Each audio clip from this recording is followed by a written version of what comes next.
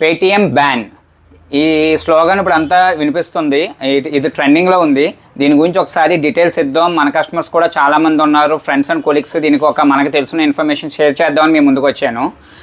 Recent notification ప్రకారం RBI ఈ నెల 29వ తారీఖు నుంచి పేటిఎం అనేది బ్యాన్ చేయడం జరిగింది. పేటిఎం బ్యాన్ అంటే మొత్తం అన్నీ కాదు, only Paytm bank and Paytm wallet. దీంట్లో ఏముంటుందంటే మన పేటిఎంలో ఇప్పుడు చాలామందికి సేవింగ్స్ బ్యాంక్ అకౌంట్స్ ఉన్నాయి పేమెంట్ బ్యాంక్స్ సిస్టంలో.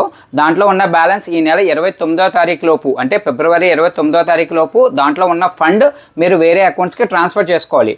తర్వాత మనం ఆ ఫండ్ని ఎటు ట్రాన్స్ఫర్ చేయలేం.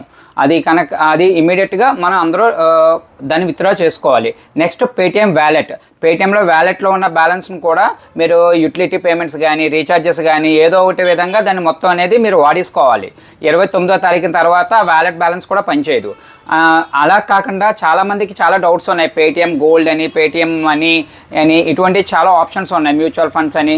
వాటికి దేనికి సంబంధం లేదు ఎక్సెప్ట్ ఈ బ్యాంకింగ్ ట్రాన్సాక్షన్ అండ్ వచ్చేటికి వ్యాలెట్ ట్రాన్సాక్షన్. ఈ రెండింటి మీదే ఆర్బీఐ నిబంధన అనేది పెట్టింది. చాలామంది వ్యాపారస్తులు పేటిఎం బార్ కోడ్ వాడుతున్నారు. వాళ్ళకి చిన్న చిన్న వ్యాపారస్తులు రోడ్ సైడ్ స్టాల్స్ కానీ వాళ్ళు చేయవలసిన పని ఏంటంటే వాళ్ళ సెటిల్మెంట్ అకౌంట్ని పేటిఎం అకౌంట్ నుంచి కాకుండా అదర్ బ్యాంక్ ఎస్బీఐ కానీ, హెచ్డిఎఫ్సి కానీ, ఐసిఐసిఐ ఇటువంటి ఏదో బ్యాంక్కి మీరు లింక్ చేసుకుంటే సరిపోతుంది. అంతే తప్ప మీరు పనిగొట్టుకుని ఆ బార్ కోడ్ తీసేయాల్సిన అవసరం అయితే లేదు. మీకు ఏదైనా అవకాశం ఉంటే ఫోన్పే కానీ, భారత్ పే కానీ ఇటువంటి వాటికి మనం ఆల్టర్నేటివ్ మారచ్చు. స్వైపింగ్ మెషిన్స్ కానీ ఇవన్నీ కూడా మన సెటిల్మెంట్ అకౌంట్ అనేది పేటిఎం అకౌంట్ ఉండకూడదు. అందరూ గుర్తుంచుకోండి. ఫిబ్రవరి 29వ తారీఖు is the last day for withdraw the money.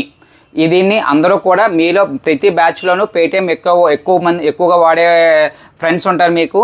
వాళ్ళకి ఎవరికైనా ఉపయోగపడుతుందంటే ఈ వీడియోని షేర్ చేయండి, లైక్ చేయండి. Thank you. జై హింద్.